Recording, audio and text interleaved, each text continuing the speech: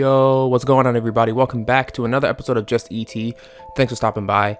I don't know if you remember, but in the last episode, I mentioned that I would have something for the Avatar: The Last Airbender fans, and this video is just that. This is for the people that have just finished Avatar: The Last Airbender, whether it's your first time, second time, 20th time, millionth time, doesn't really matter. This video is specifically directed at you. And this video is actually going to cover something that hits everyone. I'm just targeting you Last Airbender fans because you're going to feel it the hardest right now. And it's called the post-show void. Yes. Void, as in you live in a space empty of space, time, and feeling. That's the feeling that you get after completing a really, really good show. You want more, but there is no more. And it sucks. It's the absolute worst.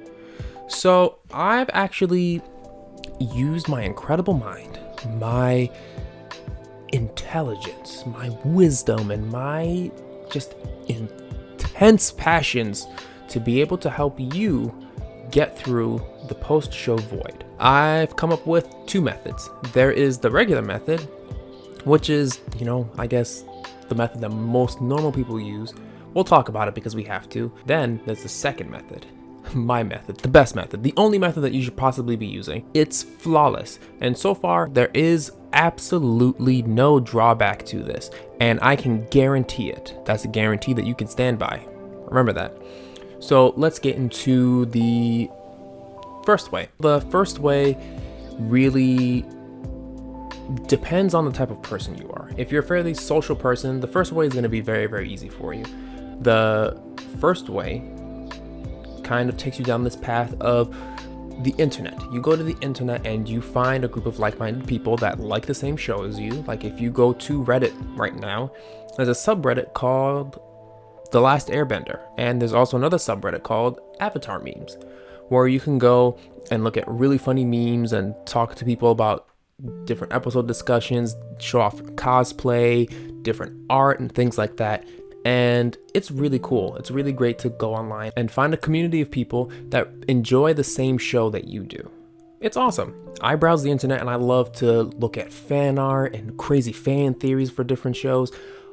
But the thing about this is it gets weird. People get really weird. People ship different couples that appear in the show, whether they're real couples like Katang, which is known as, Katara and Aang, or fake couples like the one that I've actually thought of, my favorite couple, my favorite pairing of two characters that people aren't talking about enough. I've tweeted about it once and replied to a tweet about it a second time, so that's two separate tweets. Two tweets. Somo, which is Sokka and Momo, two unlikely characters that meet in the beginning of the show, and Sokka doesn't really like Momo. Momo's not really about Sokka. They're not that cool, but then they become best bros by the end of the series, and people don't really notice that. I loved it. I don't know if this is my 4th or 5th or 10th watch through of the show. I never noticed how cool they actually get, because the first time they meet, very indifferent towards each other, really weird, and then they just start throwing them together more, and it's really funny. And don't forget, they're two bros that tripped off a cactus juice in the desert. That's a real bond. Brothers. Brotherly bond. I got a little off topic. The second part to the path, which is something that I've just mentioned, is the memes. Memes are fantastic. We live in a wonderful time on the internet where people can find screen caps of anything and turn them into the worst, best jokes that you'll ever find on the internet. And I love it.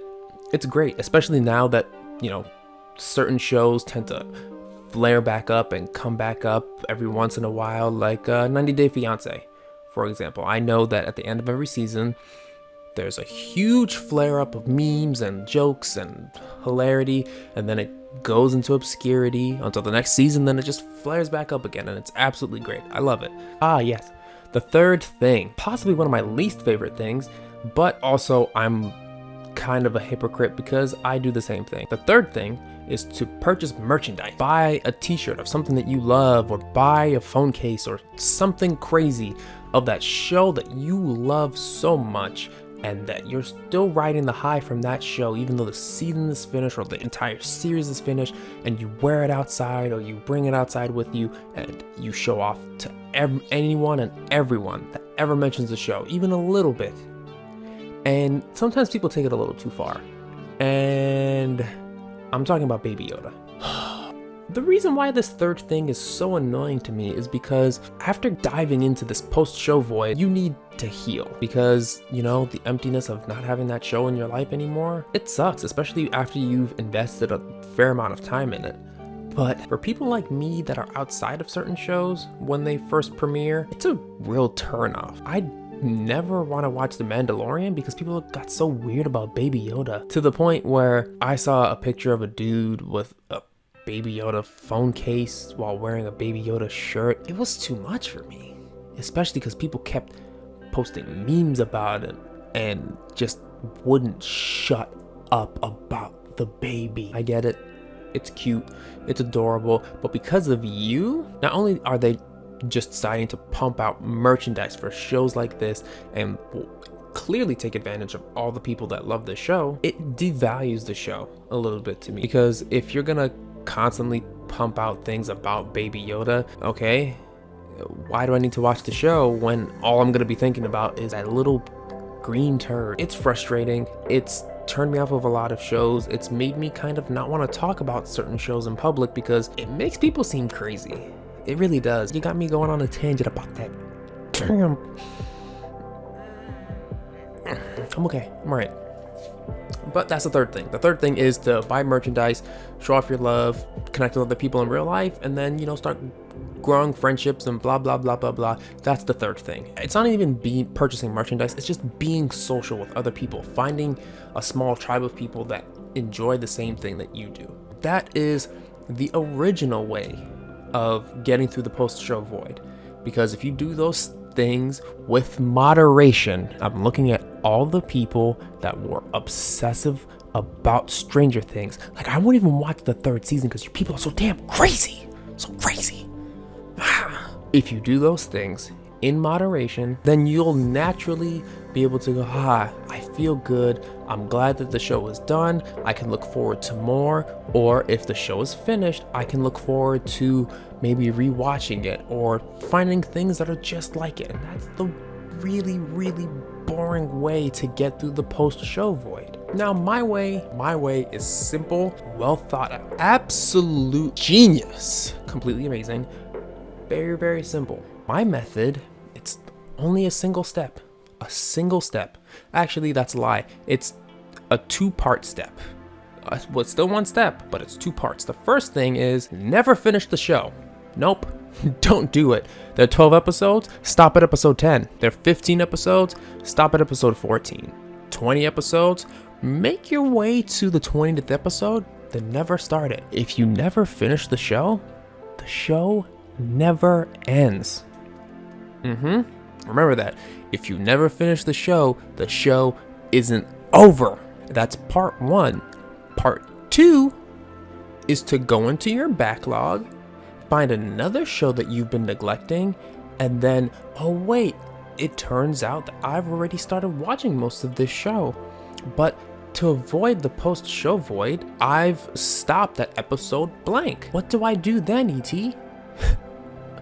Well, you absolute fool. The only way to get through it is to restart it. Because, I mean, you've forgotten some of the most precious moments that have happened in that show. And I mean, maybe you've completely forgot what the show's about, or like, why did I even stop watching the show?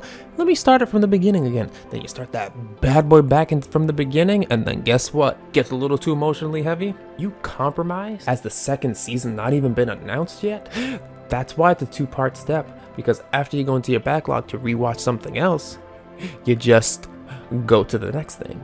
And that's why there are absolutely no drawbacks to my method. It's flawless. Perfect. Beautiful. I mean, the only thing is that your backlog gets bigger, but that ties directly into part two of the first step. You just go to another thing, and then go back to another one. And then guess what? You're thinking, oh, ET, you know, the post-show void, that's crazy, man. Like, you'll never actually get out of it if you're gonna continue to watch shows. Guess what, dummy? The second season has already dropped because I've just been procrastinating finishing it. So I can finish that first season, get emotionally overwhelmed, and then make it to the second season. Because, oh my gosh, what's that? Netflix usually drops shows within a year. So, genius. Remember that. So, that's the video. And hopefully with this one, you've started to realize that I'm a complete genius. And just, my brain sometimes is on a completely different realm than other people's. Like most people's brain wavelengths are like here. Mine kind of just, woo. They ascend and then whoosh. I wish I had better sound effects, but they get to a completely different level in a different dimension. Like they've ascended and then gone to a different dimension, and that's what you can expect from more of these videos. So stick around, like my video, because I mean, the method is flawless, and I have a lot of other methods to get through a whole bunch of different things. I got a lot of good stuff. I got a lot of good thoughts in my head. Doing a lot of good stuff. So please make sure to like the video, because I mean, the method, fantastic. And I'm sure you're gonna want to see more. And obviously, people are gonna want to know how to get through this. So just share the video with other people, because then everyone can know how to get through the post-show void. And don't forget to make sure that you comment, because you're gonna want to talk about how I've changed your life in a completely unexpected way.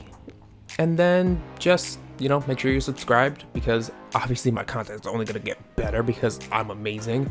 And stay subscribed, and then make sure to hit the little bell right next to the subscribe button so you can get notifications about the other videos that are going to drop. Anyway, making these videos is a lot of fun.